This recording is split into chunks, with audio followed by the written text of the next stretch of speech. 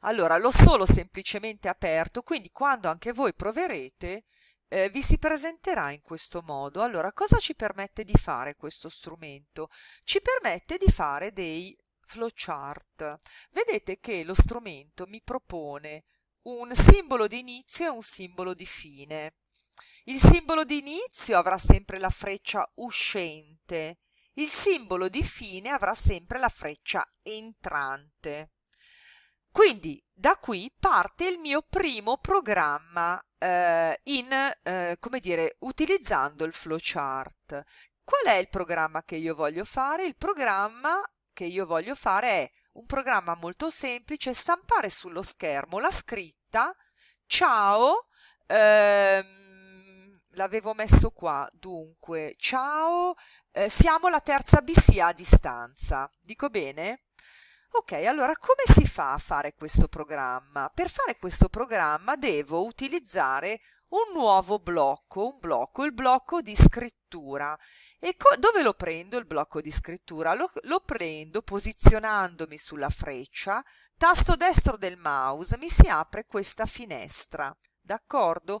Mi si apre questa finestra, vedete dove c'è il blocco di lettura e scrittura. Ma prima della lettura e della scrittura è sempre buona norma mettere un commento. Mettete il commento, doppio clic del mouse, mi si apre la finestra del commento, dove metto come commento il nome del mio programma, cioè programma per, per visualizzare sullo schermo la scritta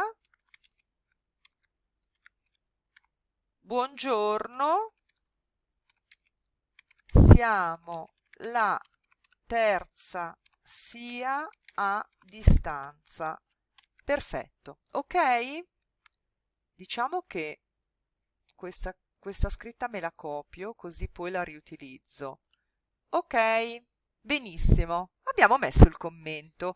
Poi che cosa faccio? Sempre tasto destro del mouse, scrittura. Perché io voglio scrivere sullo schermo, è un programma molto semplice. E che cosa faccio? Copio, incollo quello che avevo messo prima, ok? Allora, lui mi dice che ho fatto, sì, un errore di sintassi e vedete che a questo punto io ho creato il mio programma. Come faccio ad eseguirlo? Eh, cliccando qua. Se io clicco qua, vedete che è uscito esegui facendo doppio clic e lui me l'ha eseguito.